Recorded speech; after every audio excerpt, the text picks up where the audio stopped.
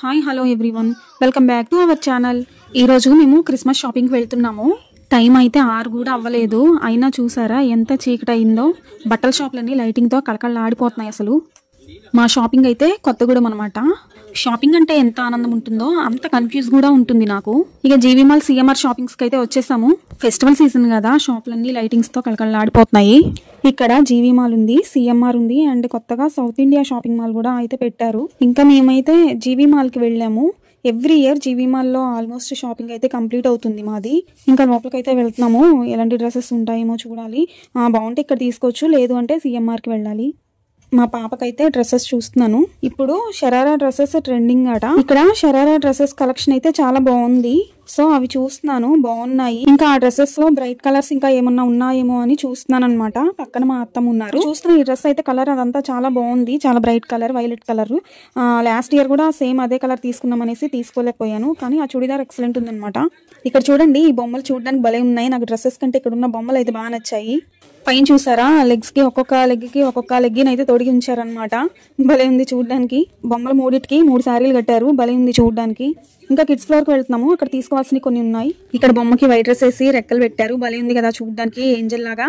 నేను చిన్నప్పుడు మా పాపకి అయితే ఇలాంటి రెక్కలు ఉండేవి. అసలు చాలా చాలా చాలా క్యూట్ గా ఉండేది ఆ డ్రెస్ వేస్తే.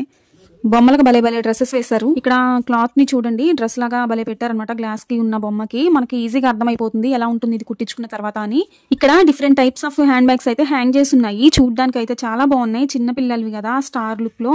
ఇంకా మెత్తని క్లాత్ తో తయారు చేసిన హ్యాండ్ బ్యాగ్స్ ఉన్నాయి అనమాట. ఈ హ్యాండ్ బ్యాగ్స్ పెద్దవాళ్ళకి కూడా చాలా స్టైలిష్ లుక్ ఇస్తాయి. చూడడానికి చూడండి ఎంత చక్కగా ఉన్నాయో. కిడ్స్ వేర్ తీసేసుకున్న తర్వాత ఇక్కడైతే శారీస్ చూద్దామని వచ్చాము. మా అత్తమ్మ అయితే తీసుకుందామా వద్దా అన్న ఆలోచనలో ఉన్నారు. సో పట్టు శారీస్ వైపు అయితే వెళ్తున్నాం అనమాట.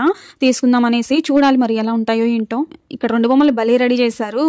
అబ్బాయి బొమ్మకేమో షర్వాణి వేశారు, అమ్మాయి బొమ్మకేమో పట్టు శారీ కట్టారు.